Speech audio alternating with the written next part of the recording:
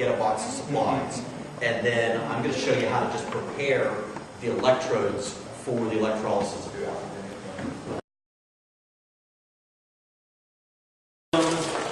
And fold them.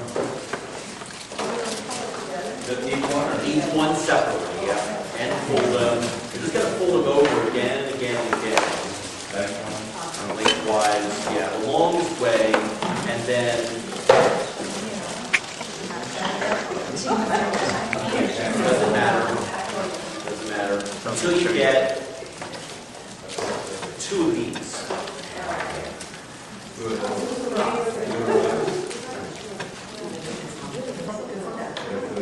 Then in a cup of water, you're going to get a cup of water. You're going to need a couple of cups. And because you'll probably need one just for some extra water. I'm going to put some water in here. Fill this up. Put the electrode in. Okay. And then your finger. Tap this. Turn it upside down. Put your finger in the water, release it.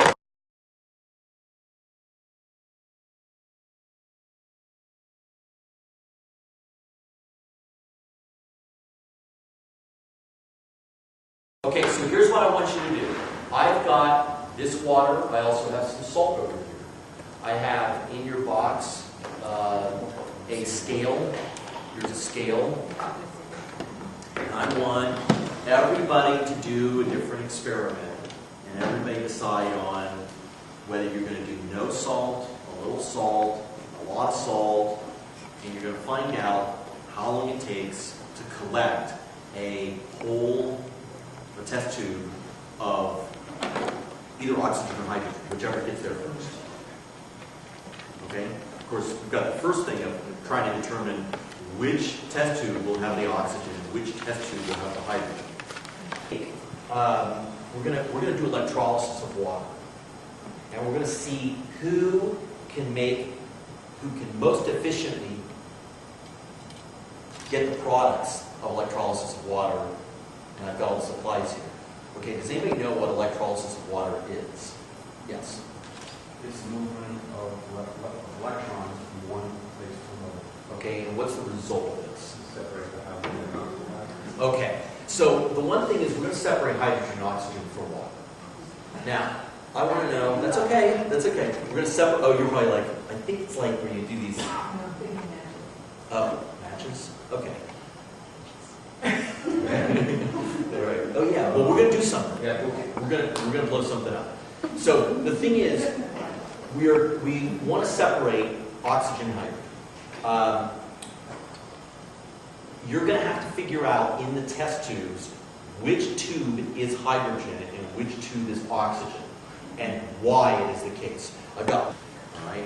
And then the second part of this is determining how much or no salt you're going to put into your mixture. Okay. Now.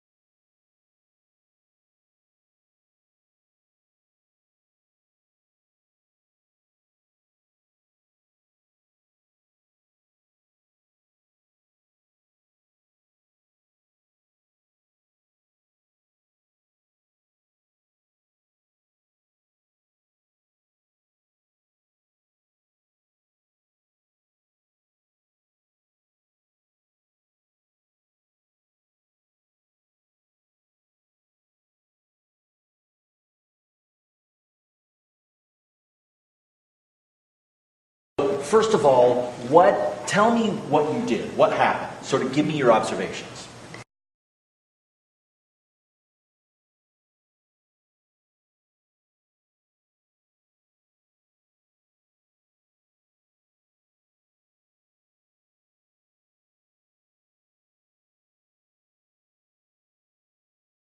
Set. Now, here's the question that I have.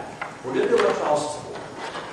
Now, I want to know, you've got water and some other stuff over here.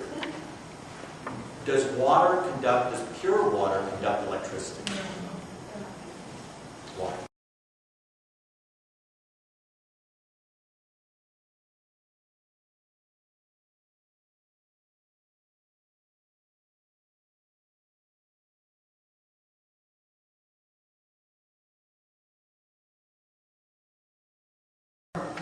Okay, so are there two ways that we can determine what's in the tube?